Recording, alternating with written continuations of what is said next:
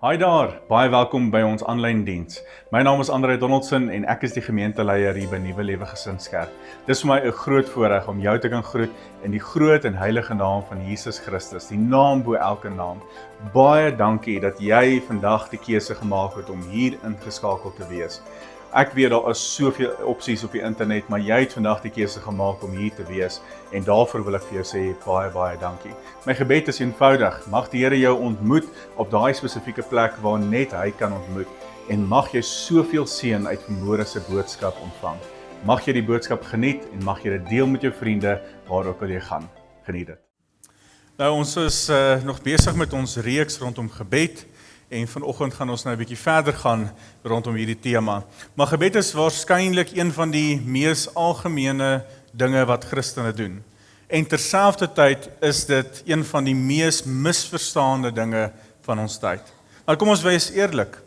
Baie mense bid uit gewoonte uit skuldgevoelens uit krisisse uit, of dalk net soos in 'n diens soos hierdie vanmôre. Min mense beleef lewe daarin, werklike lewe, of selfs enige diepte daarin. Hoekom is die vraag? Hoekom beleef mense nie lewe daarin nie? Hoekom beleef mense nie diepte daarin nie? Want vir baie is gebed net 'n aktiwiteit en geen verhouding nie. Net 'n aktiwiteit en geen verhouding nie. Daarom kan gebed vir jou of 'n vreugde wees, of dit kan 'n las wees. Dit kan of maklik wees, of dit kan baie moeilik wees. Dit hang alles af van hoe jy God sien. Want hoe jy God sien, gaan bepaal hoe jou tipe verhouding gaan wees met wie jy God gaan hê. Ekskuus dat ek dit weer probeer. Dit bepaal die tipe verhouding wat jy met God gaan hê. As God vir jou 'n streng regter is, gaan jy bang bid. As God vir jou 'n veraf God is, sal jy formeel bid. Maar as God vir jou 'n almagtige Vader is, sal jy eerlik bid. As hy werklik vir jou 'n intieme Vader is, iemand waartoe jy kan gaan, wat jy kan nader en kan sê, Here, U is my Vader.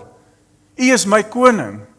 En ek kan my hart oopmaak teenoor U, want hy is my Vader. A.W. Tozer skryf in sy boek, The Knowledge of the Holy, what comes into our minds when we think about God is the most important thing about us. Tozer sê eintlik vir my en vir jou siening van God bepaal jou hele lewe, meer as jou opvoeding, meer as jou persoonlikheid, meer as kultuur, as geld, as emosies of selfs jou selfbeeld. Dit bepaal alles. Nie net wat jy sê jy glo nie, maar wat spontaan in jou gedagtes opkom wanneer jy aan God dink. Wie is God werklik vir jou en vir my vandag? Want jou hart reageer nie op teologie op papier nie, dit reageer op die God wat jy in jou binneste voorstel. Want kom ons wees eerlik, die tipe verhouding wat jy met God gaan hê, word alles bepaal deur hoe jy God sien. Hoe jy God sien. Psalm 9 vers 11 sê, die wat U naam ken, sal op U vertrou. Die wat U naam ken, sal op U vertrou. Baie wil hulle gedrag verander, hulle verhouding verbeter en nader aan God beweeg, sonder dat hulle God verstaan, sonder dat hulle sy karakter reg sien. Want 'n klein God gaan beteken klein geloof. 'n veraf God gaan beteken min gebed. 'n harde God gaan beteken baie skuld. En 'n heilige God gaan beteken 'n heilige lewe. 'n genadige God gaan beteken vrymoedigheid. Vrymoedigheid om die troon te nader, soos ons verlede week oor gesels het. Wanneer jou siening van God reg is jou hart reg en is jou hart in lyn met hom. Johannes 17 vers 3 sê, en dit is die ewige lewe, dat hulle U ken. Dat hulle U ken. Nie net van die Here weet nie, maar hom persoonlik ken. Die grootste geestelike deurbrake in my en jou lewe begin egter wanneer God groter word in ons gedagtes as wat jou probleme in werklikheid lyk. Wanneer hy groter word in ons gedagtes, wanneer hy groter word in ons hart, dis wanneer die grootste deurbrake in ons lewens gebeur. Terug na gebed toe, Jesus sê in Matteus 6 vers 5 tot 8, hy sê, verder as julle bid, moet julle nie soos die skynheiliges wees nie. Hulle hou daarvan om in die sinagoges en op straathoeke te staan en bid sodat mense hulle kan sien. Dit verseker ek julle, hulle het hulle beloning klaar weg. Nee, as jy bid, gaan na jou kamer toe, maak die deur toe en bid tot jou Vader wat jy nie kan sien nie. Jou Vader wat jy sien wat verborge is, sal jou beloon. Wanneer jy bid, moet julle nie soos die heidene 'n stortvloed van woorde gebruik nie. Hulle verbeel hulle gebede sal verhoor word, omdat hulle baie woorde gebruik. Moet dan nie soos hulle maak nie, want julle Vader weet wat julle nodig het, nog voordat julle dit van hom vra. God stel nie belang in indrukwekkende gebede nie, familie. Hy stel belang in intieme gebede. Hy stel belang in gebed wat uit die hart vloei, dit wat in die hart aangaan. John Bunyan het geskryf, in prayer it is better to have a heart without words than words without a heart. God luister nie net na die woorde wat uit my en jou mond uitkom nie. Hy fokus op my en jou hart. Ons kan die mooiste gebede hê. Ons kan regtig teologie bid. Ons kan die mooiste woorde hê. Ons kan die Bybelse taal gebruik. Maar ons kan dol leeg wees hier binne. Dol leeg binne in ons. Hy luister na ons hart. Hy fokus na ons hart. Want gebed word nie gemeet in mooi sinne, lang sinne, Bybelse taal, indrukwekkende woorde nie, maar dit word gemeet aan opregtheid. Is jy werklik opreg wanneer jy voor die Here staan? Met ander woorde, 'n stammelende sondaar kan nader aan God wees as 'n welsprekende prediker. Ek wil dit weer sê, 'n stammelende sondaar kan nader aan God wees as 'n welsprekende prediker. Ons sien dit in die woord. Die fariseer en die tollenaar. Die fariseer staan by homself en hy is besig om te bid en hy is besig om homself eintlik te loof en te eer en te prys. En die tollenaar staan aan een kant en hy kan nie eens opkyk hemel toe nie. Kan nie eens opkyk hemel toe nie. Ons moet besef, gebed is nie 'n vertoning nie. Gebed is 'n ontmoeting. 'n Ontmoeting. So wat is die doel van gebed? Gebed is nie om God te oortuig van my probleme, om hom te oortuig vir voorsiening, om hom te oortuig van alles wat in my lewe aangaan nie. Nee. Gebed is om jou hart in lyn te kry met God se. Om jou hart in lyn te kry met God se. Gebed verander nie net situasie nie, maar dit verander eerstens ons harte. Dit begin in ons harte. Soren Kierkegaard het geskryf, hy sê, prayer does not change God, but it changes him who prays. Daarom vra Jesus se disippels vir hom, Jesus, leer ons bid. Leer ons bid. Mense sal nou dink, hulle is 24/7 in sy teenwoordigheid. Mense sal nou weet, hulle sal weet, dat dit gaan oor verhouding. Dit gaan nie oor die woorde nie, dit gaan nie oor die aksie nie, dit gaan oor verhouding. Dit gaan oor die hart. En hulle sê tog vir Jesus, leer ons bid, Here, leer ons bid. En Jesus se antwoord in Matteus 6 vers 9 sê, so moet julle bid. Nie net 'n gebed om te herhaal nie, nie net 'n gebed om af te rammel nie, maar 'n model wat jou dieper neem. Elke sin van hierdie gebed is 'n volgende vlak van verhouding. Elke woord wat Jesus gebruik, elke woord wat hy kies, is selektief gekies vir my en vir jou, sodat ons daai diepte kan ervaar.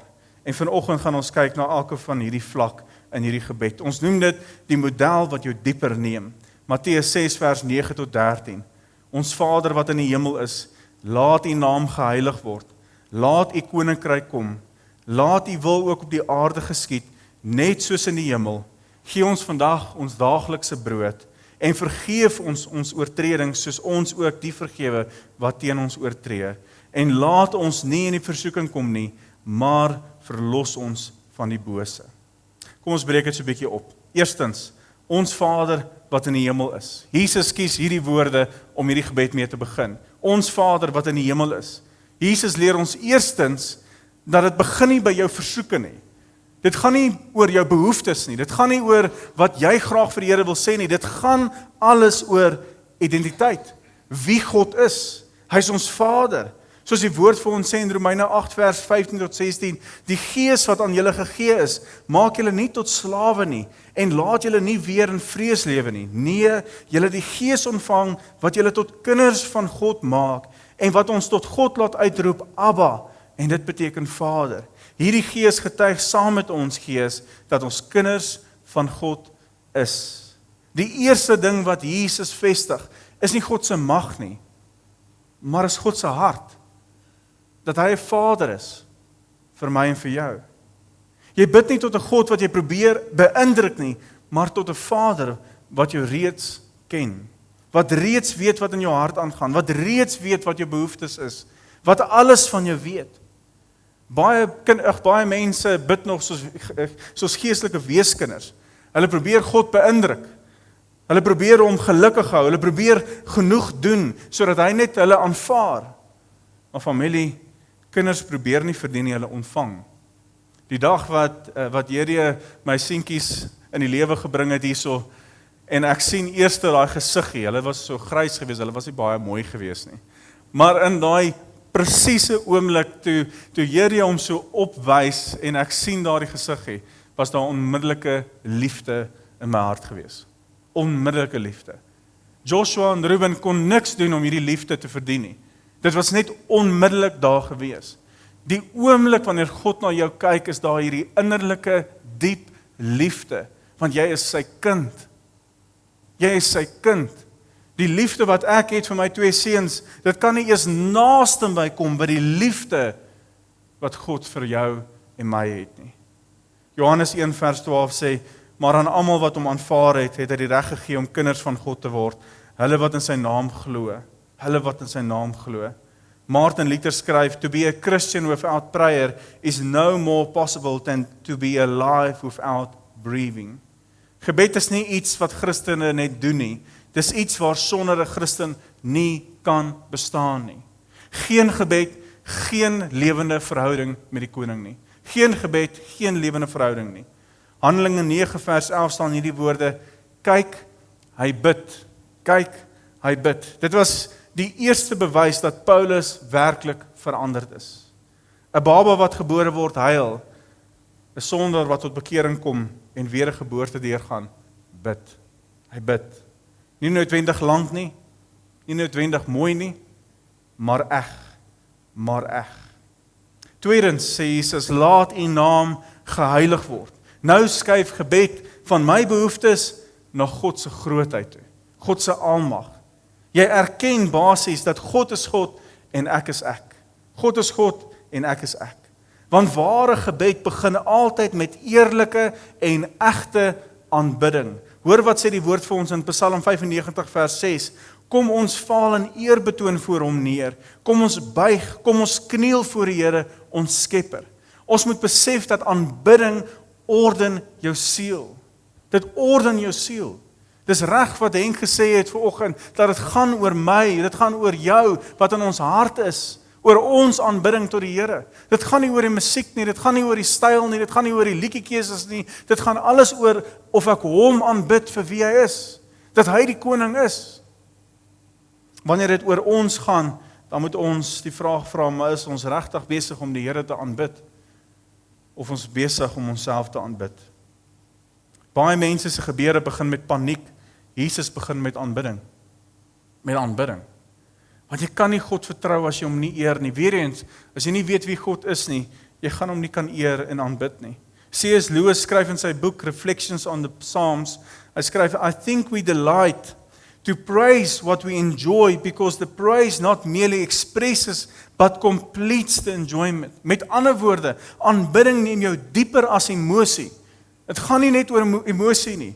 Dit neem jou na perspektief toe. Dit bring God se karakter in lyn, dit bring God se hart in lyn. Dit wys vir my en vir jou wie God is. Wie ons aanbid. Dat hy die koning van die konings is, dat hy die almagtige een is, dat hy die alomteenwoordige een is en dat hy my en jou Vader is. En dan gaan Jesus verder en hy sê, laat u koninkryk kom, laat u koninkryk kom. Nou verander gebed radikaal. Nou gaan dit nie oor, Here help my plan nie, help my drome, help my toekoms nie, maar Here gebruik my in u plan. Gebruik my in u plan. Romeine 12 vers 1 sê, en nou doen ek 'n beroep op julle broers, op grond van die groot ontferming van God. Gee julle self aan God as lewende en heilige offers, wat vir hom aanneemlik is. Dit is die wesenlike van die godsdiens wat julle moet beoefen. Ons grootste konflik met God is nie oor ons aanbidding nie, oor ons liefde vir hom nie, oor hoeveel tyd ons in sy woord spandeer, of hoeveel tyd ons in gebed spandeer nie. Ons grootste konflik met God is ons eie beheer en trots. Ek sê dit weer, is ons eie beheer en trots. Ons wil God hê as verlosser, ons wil hom hê as verlosser, as saligmaker, maar nie altyd as koning nie. Nie altyd as koning nie. En familie, dis hier waar ware disippelskap begin. Dietrich Bonhoeffer skryf in sy boek The Cost of Discipleship, ek het dit verlede week ook gedeel, hy sê, when Christ calls a man, he bids him come and die. Come and die. Bonhoeffer skryf dit terwyl die kerk in Nazi-Duitsland al hoe meer kompromie begin sluit het.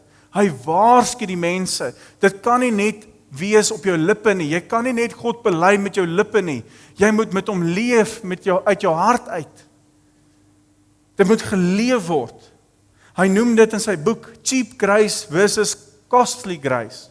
Cheap Grace versus Costly Grace. Jesus nooi jou en my nie net uit om in hom te glo nie, maar ons ou lewe prys te gee en te sê, Here, dit gaan nie oor my nie, maar dit gaan oor U.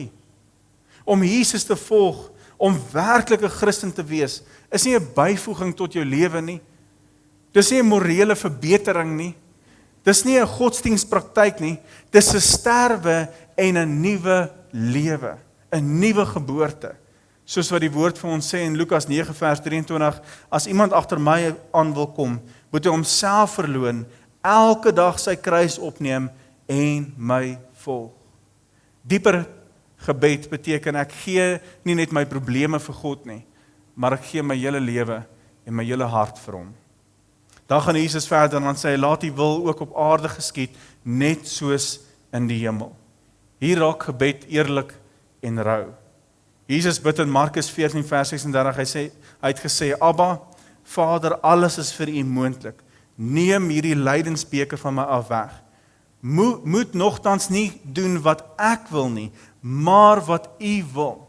Moenie doen wat ek wil nie, maar U wil. Die diepste gebede word gebid wanneer jy nie verstaan nie, maar steeds vertrou.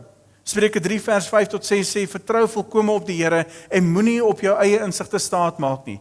Ken hom in alles wat jy doen en hy sal jou die regte pad laat loop. Hier gee jy jou vrae, jou bekommernisse, jou pyn, jou teleurstelling, jy gee alles vir hom en jy vertrou hom vir wie hy is. Die bekende Elisabeth Elliot skryf in haar boek Trusting God Even When Life Hurts, God is God. Because He is God, He is worthy of my trust. God is God, en omdat hy God is hy waardig van my vertroue. Sy skryf hierdie woorde uit haar persoonlike lyding. In 1956 is haar man Jim Elliot, wat ook 'n sendeling was in Ecuador, hy was gemartel en op die einde van die dag is hy te dood. Sy skryf uit haar pyn en lyding, skryf sy hierdie woorde. God is God. And because He is God, He is worthy of my trust. So wat bedoel sy met hierdie stelling wat sy maak, met hierdie woorde? Sy sê eenvoudig, my vertroue in God rus nie op my begrip van my situasie nie, maar op God se karakter, wie God is. Nie ek verstaan, daarom vertrou ek nie, maar ek vertrou, al verstaan ek nie. Ek vertrou, al verstaan ek nie. En dan sê Jesus, gee ons vandag ons daaglikse brood. Nou eers kom my en jou behoeftes. So baie keer wanneer ons begin met gebed, dan wil ons behoeftes en ons begeertes net uitgooi voor die Here en sê, Here, help met hierdie omstandighede. Help voorsien vir my hierdie ding, doen daardie ding. Maar Jesus leer ons totaal en al iets anderste. Gee ons vandag ons daaglikse brood. Nie alles vir die jaar nie, maar net genoeg vir vandag. Net genoeg vir vandag.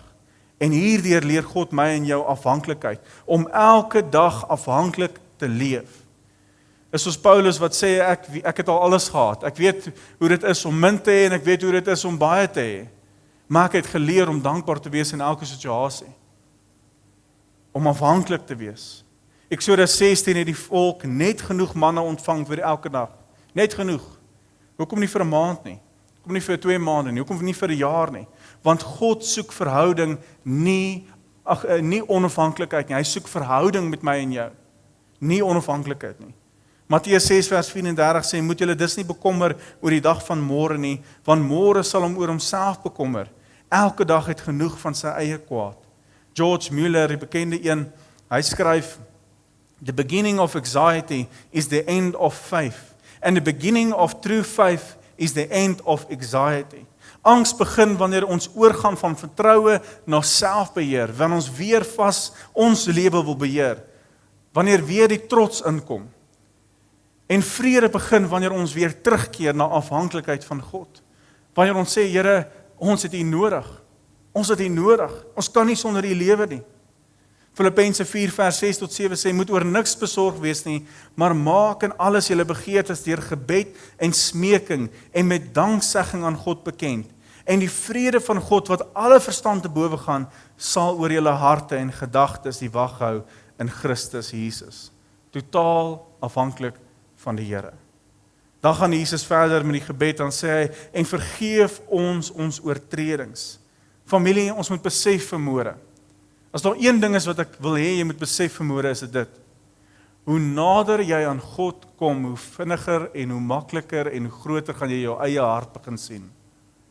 Hoe nader jy aan God beweeg, hoe nader jy aan gebed beweeg, hoe meer gaan jy sien wat in die hart werklik aangaan. Want gebed ontbloot, gebed wys uit, gebed openbaar. Dawid skryf in Psalm 139, hy sê, deurgrond my, o God, deurgrond my hart, ondersoek my, sien tog my onrus raak, kyk of ek nie op die verkeerde pad is nie, en lei my op die beproefde pad. Ek dink dis een van die gevaarlikste gebede wat ons kan bid.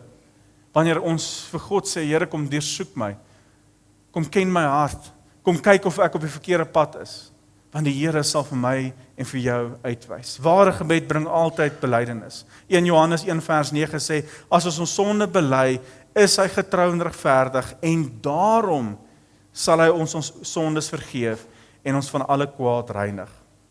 Jy kan nie intimiteit wil hê met God en terselfdertyd sonde beskerm nie. Jy kan nie, dis onmoontlik. Andrew Murray het geskryf, if I regard iniquity in my heart, the Lord will not hear me. Dit beteken nie God kan nie hoor nie. Dit beteken ek sluit my hart vir hom toe, wanneer ek sonde toelaat in my lewe, wat ek aan vashou. Die probleem lê nie of by God, of hy kan hoor of nie kan hoor nie, maar by my oorgawe. Regard iniquity beteken om sonde te beskerm, om dit te koester, om dit te verskoon, om dit nie te wil los nie. Sonde waarmee jy vroeg en stoei, praat nie van daai sonde nie, daai sonde wat jy regtig al by die Here gaan vra, Here, help my met hierdie uitdaging, help my met hierdie sonde, help my met hierdie gewoonte. Maar die sonde wat jy wegsteek, die sonde wat so troetelsonde is, troeteldiere, die goed wat jy naby aan jouself hou, daai sonde wat niemand van weet nie, dis dit wat is in jou in die Here staan. Dis dit wat is in jou in die Here staan. Jy kan nie kompromis sluit nie, kan nie sonde lief hê en Christus lief hê terselfdertyd nie. Dit werk nie so nie.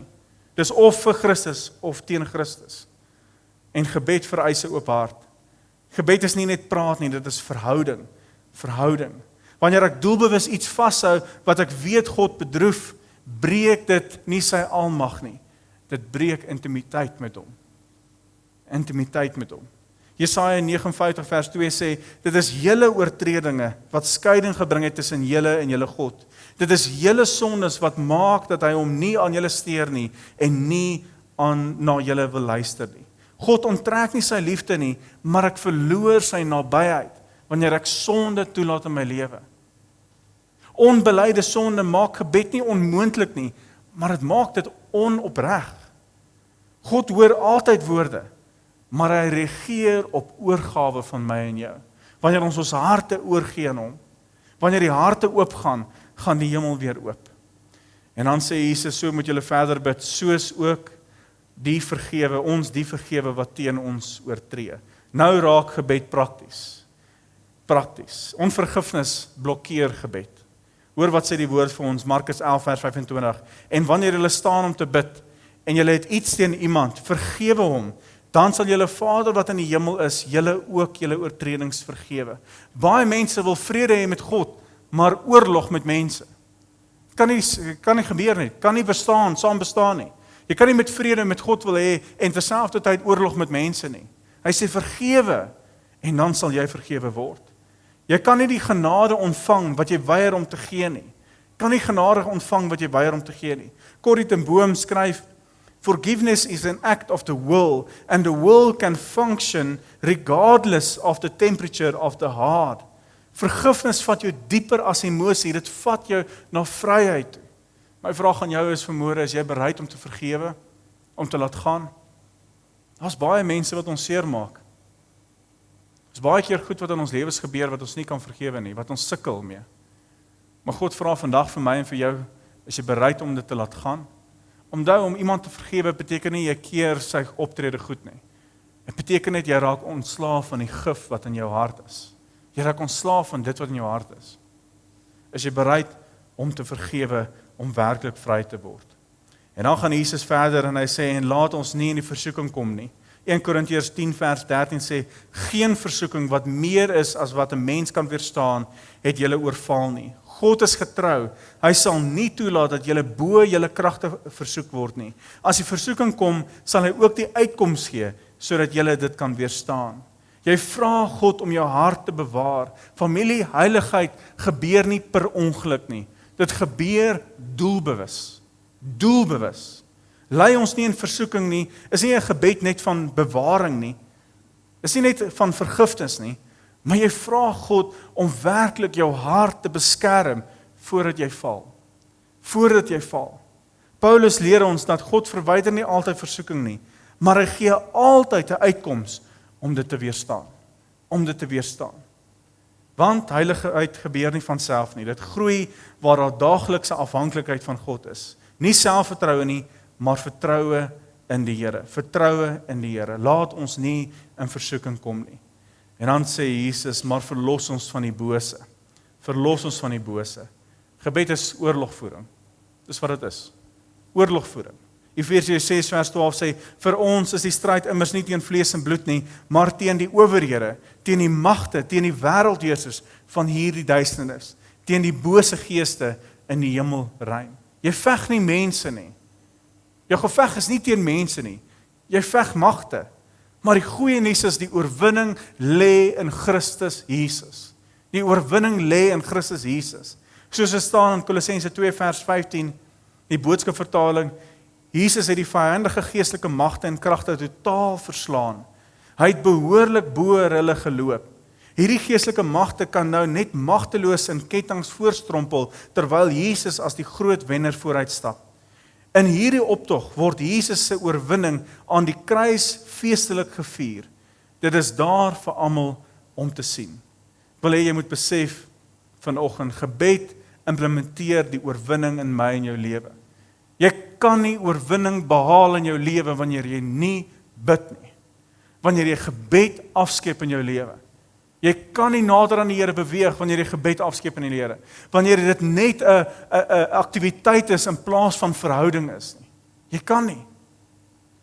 Gebed implementeer die oorwinning in my en jou lewe. En dan laastens sê Jesus, want aan U behoort die koninkryk en die krag en die heerlikheid tot in alle ewigheid. Amen. Gebed eindig waar dit begin, by God.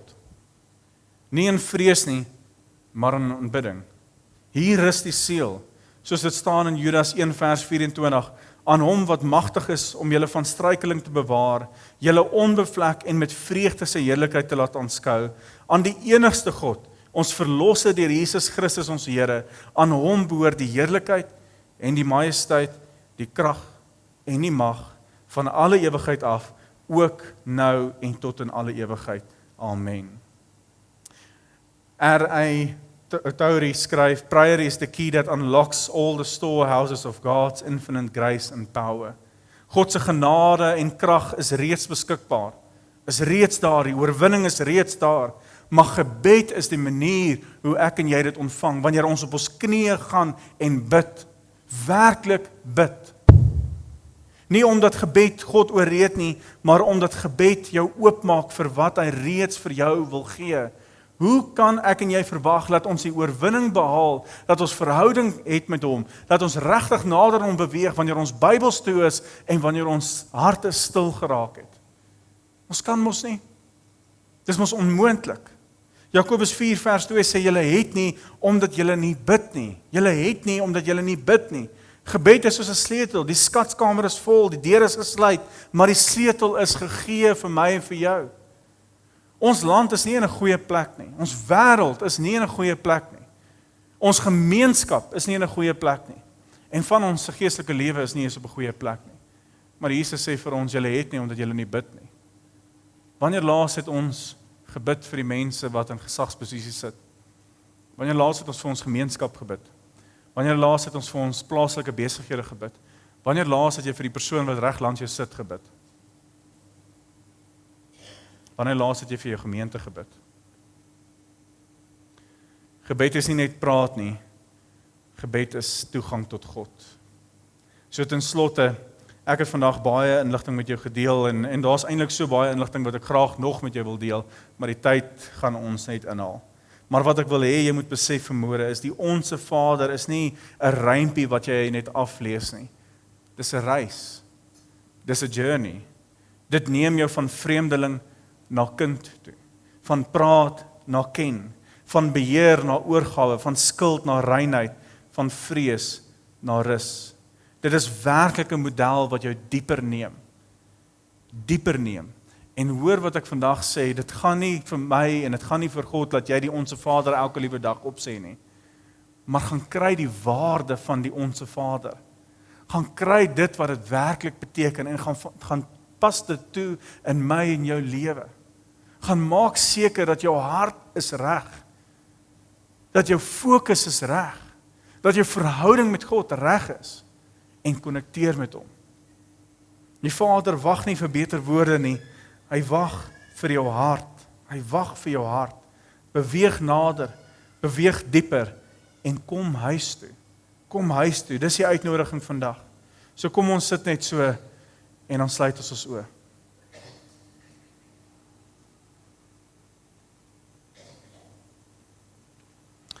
Ek wil vir eerstens vir jou 'n geleentheid gee om net self met die Here 'n ontmoeting te hê. Dalk is jy ook soos die persoon wat baie min bid, wat eintlik maar met 'n toe Bybel sit. As daar een ding is wat ek wil hê jy moet onthou vandag uit hierdie boodskap uit, is die uitnodiging dat God met jou wil konnekteer. Dat God 'n verhouding met jou wil hê.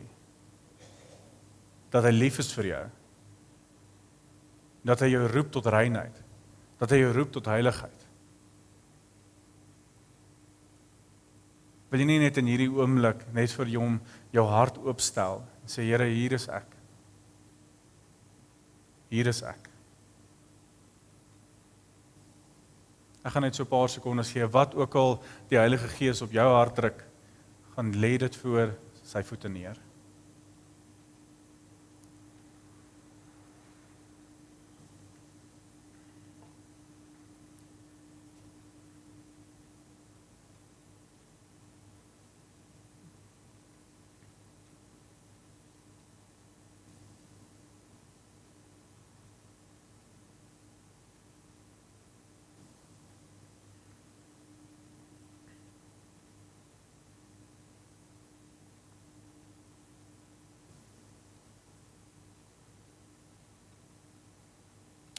Ons Vader wat in die hemel is, laat die naam geheilig word. Laat die koninkryk kom. Laat die wil ook op aarde geskied, net soos in die hemel. Gee ons vandag ons daaglikse brood en vergeef ons oortredings, soos ons ook die vergewe wat teen ons oortree. En laat ons nie in versoeking kom nie, maar verlos ons van die bose. Here Jesus, dankie dat hierdie gebed wat U ons leer so vol diepte is. Dat U ons leer dat dit gaan oor die hart. Dit gaan nie net oor die woorde nie, dit gaan nie oor die mooi woorde of die regte taal wat ons gebruik nie, maar dit gaan alles oor die opregtheid van die hart. Is ons werklik opreg? En Here, ek weet dat U smag na 'n verhouding met elkeen van ons. U smag om met ons te konnekteer. En al soveel kere wat ons net ons rug draai op U. En vanmôre kom ons en ons kom vra om verskoning. Ons kom vra vergifnis. Ons kom bely dit. Ons kom bely die tye wat ons harte verhard het teenoor U. En ons gebed terselfdertyd is, Here, dat U ons harte sag sal maak. Dat ons sal hoor van U. Dat ons U stem sal herken in ons lewens. En dat ons sal doen dit wat U van ons verwag. Dankie, Here, dat U ons so geleer het om te bid, dat dit gaan oor daai verhouding wat ons het met U. Dit gaan oor daardie opregtheid, dit gaan oor die hart, dit gaan oor die eerlikheid en die toestand van ons verhouding met U. Dankie dat U ons leer van dit. Dankie dat U vir ons dit wys, reg deur die woord, Here. Ons is baie kere so stom geslaan oor dit wat U vir ons kom openbaar, oor die liefde, oor die genade, die deernis wat U met ons het. En Here, oor die geduld ook met ons. Baie keer as ons kyk net ons menslike geduld, sal ons al lankal al tou opgegee het en moed opgegee het, maar Here, U het nie. U gee vir ons nog 'n uitkoms. U nooi ons nog uit. Maar Here, ons weet dat daar gaan 'n dag wees wat daardie genade deur gaan toegaan. Wat ons nie meer toegang gaan hê nie. En Here, so help ons om ons lewe reg te hou. Help ons om gefokus te wees op U, Here. Help ons om dit te doen wat U van ons verwag, om naby aan U te leef. Here, ons lewe in 'n moeilike tyd, in 'n uitdagende tyd. Daar's soveel versoekings, daar's soveel uitdagings, daar's soveel storms wat gebeur in ons lewens. Maar Here, mag ons nooit vergeet dat U is die God op die troon. U is die regverdige een. U is die almagtige een en die alomteenwoordige een. En U bly steeds in beheer, Here. Here, ekskuus dat ons baie keer U soek as verlosser en saligmaker, maar nie as koning van ons lewens nie. Ons kom vanoggend opnuut, ons hele gemeente kom opnuut, Here, voor U. En ons kom vra U om die koning van ons lewens te word, om die koning van ons harte te word. Here, want ons wil U loof en prys, ons wil U eer deur alles wat ons doen, ons wil naby aan U leef. So help ons hierdie week waar ons ingaan, Here, waar ons ook al gaan met ons werk en waar ons by die skool ingaan, by die universiteite ingaan, waar ook al ons gaan. Mag ons U eer, mag ons U loof, mag ons U prys. Mag elke woord wat by ons mond uitkom, woorde wees van 'n rein hart, van 'n opregte hart, wat met die Here vereenselwig is. Nou ja, baie dankie dat jy ingeskakel gewees het. Dankie dat jy na die boodskap geluister het of gekyk het. Mag jy dit met iemand spesiaals deel en mag jy 'n fantastiese, lekker dag en lekker week hê. Die Here seën jou en ons gesels weer volgende week, selfde tyd, selfde plek. Totsiens julle.